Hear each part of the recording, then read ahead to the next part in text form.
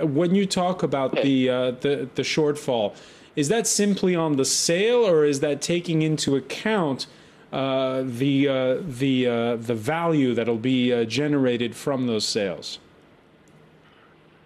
Well, the metric that we use are very simple.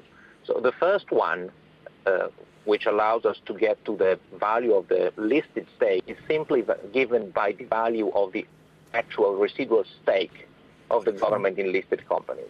And from our calculation, as of yesterday, the government owned in a range of 6.5 billion euro. And these are the part with the most easy part to sell. So eventually, if the government would like to divest the entire stake and package in listed firm, obviously you should consider also the control premium, but you can expect something in the range from 6 to 8 billions. With the rest, we have been able to find a list of around 70 not listed firms with assets which are worth something like 7 billions. So in the most optimistic scenario that these companies are not leveraged, you may end up with an additional, let's say, 8.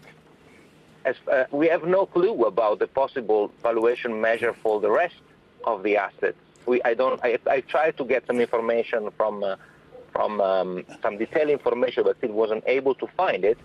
But still, it seems that the 50 billion price tag is definitely a very it's well short of that. Is the Greek government misinforming the world community, the European Union? That's pretty hard to believe. Accept.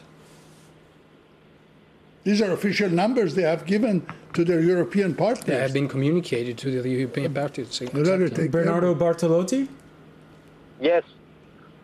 These are the official numbers which have been negotiated. But do you have a published list of deals which involve non-listed and outside of the spectrum of listed and unlisted companies to publish, to disclose to the international financial community? I didn't find it. If you just could send it to me, I would be delighted to have a more proper evaluation of what is left to get to the 50.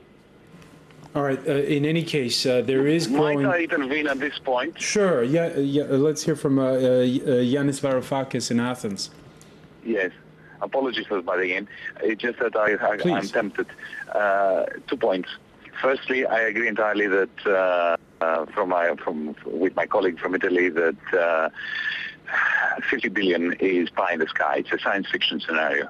There is a classic mistake that a first-year student of economics would have been failed for making, the mistake of confusing a marginal price with an average price. But let's not dwell on this. You're above my head. There's no way that they will get 50. There is no margin. If they get 15 billion from these asset sales, they should be counting themselves to be extremely lucky. But the most important thing is not that. Let's assume that they manage to get 50 billion from those sales in the next 4 years. In my simulations, macro simulations, I've assumed that they managed to get 15 billion this year, 15 billion next year, and 10 billion in the next 2 years, each of 2 years. Do you know what the effect of that will be, even if all this is used in order to buy back in the secondary market at a discount Greek government bonds? What the effect of that will be on the path of the Greek debt to GDP ratio? This is what it's going to be. By 2016, that ratio will have exceeded 200%. We're at 150 now. Remain outside the markets, and the surplus countries, Germany in particular, would no longer be able to convince the electorate to carry on financing this extraordinary and exorbitant plan of throwing good money after bad in the case of the Greek state. So the default is going to happen. It's going to happen at a much larger scale soon, well, in the next year or two. And by that time, the political deficit, both in the surplus countries and in the deficit countries, will be such that we will not be able to pass through our parliaments and to convince our electorates that steps will need to be taken to save the Eurozone. All right, so in other words, you're saying, Yanis Varoufakis, you're saying better sooner than later for a default of Greece for leaving the Eurozone? No, I don't. I'm not saying that. I'm saying that the way we're going, we won't be able to avoid it, and it will be a catastrophe for everyone. I'm not in favor of a default. What I'm in favor of is a rational, systemic solution to a systemic crisis, which is percolating throughout the banking sector from Germany to Portugal and from Ireland to Greece. It's a crisis of the banking sector that we're refusing to focus on, instead focusing on the Greek debt, which is relatively insignificant compared to the problem of the banking sector of the Eurozone. And when it comes to the debt, well, you can't talk about the restructuring of the Greek debt without the restructuring of the Irish debt, or doing something about the Spanish debt, or even the Italian debt.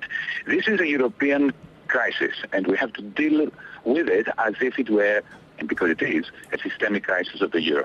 This extreme, and one side is focused on the Greek situation, is simply giving us an opportunity, never to miss an opportunity to do something about the euro crisis that we're facing. All right. May I react? May I react to this? Very briefly, Bernardo Bartolotti. Yes, of course.